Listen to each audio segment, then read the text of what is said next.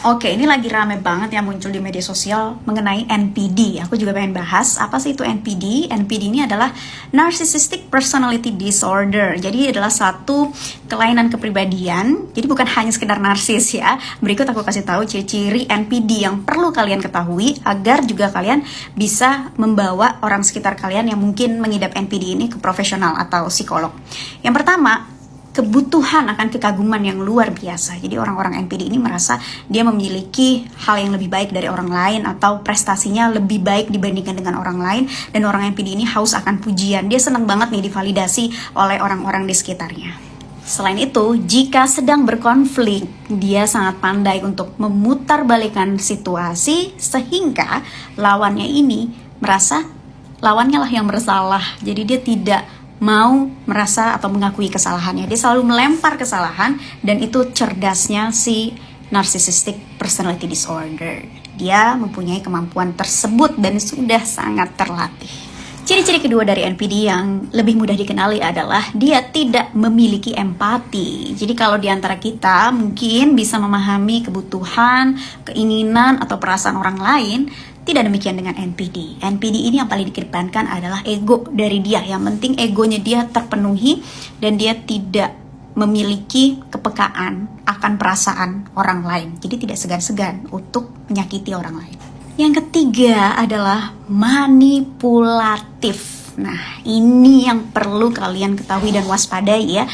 Kenapa manipulatif? Karena NPD ini rata-rata memang mereka orang yang cerdas gitu ya. Mereka orang yang ya bisa dikatakan cukup pandai membawa suasana, sehingga ketika di depan lingkungan sosialnya mereka menjadi orang yang baik, menjadi orang yang penuh dengan daya tarik, komunikasinya juga baik.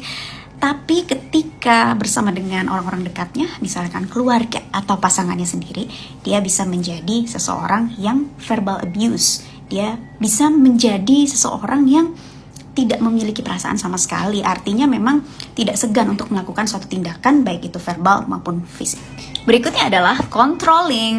Nah, dia dengan tidak segan untuk mengontrol apapun yang ada di dalam diri kamu. Misalkan kamu adalah teman dekatnya, atau mungkin keluarganya, atau mungkin pasangannya. Nah, dia akan senang itu ya, mengontrol apa yang sesuai dengan keinginannya dia. Karena dia merasa dia paling benar. Dia merasa tidak pernah melakukan kesalahan dan punya ego yang tinggi. Jadi dia sangat-sangat tidak segan untuk mengontrol ya. Bukan hanya memberi masukan, tapi ini sampai pada mengontrol hidup kamu. Nah, jika mungkin kalian menemukan di antara ciri-ciri di atas, jangan langsung menjudge juga bahwa oh ini ternyata orang NPD. Tidak boleh ya, tapi konsultasikanlah lebih lanjut ke pakarnya, ke profesional, yaitu ke psikolog, untuk mungkin nanti bisa mendiagnosa dan mengetahui pengobatan lebih lanjutnya seperti apa. Ciri selanjutnya yaitu anti kritik. Jangan sekali-sekali mengkritik orang NPD karena dia tidak merasa dia melakukan kesalahan, jadi dia tidak mau dikritik. Kalau orang lain menerima kritikan sebagai sesuatu yang membangun, tapi tidak dengan NPD. Dia melihat kritikan sebagai orang yang iri kepadanya, dia melihat kritikan sebagai musuhnya dia. Jadi dia pun dengan sangat lantang menolak akan kritikan itu, dan dia meyakini bahwa dirinya lah yang paling benar.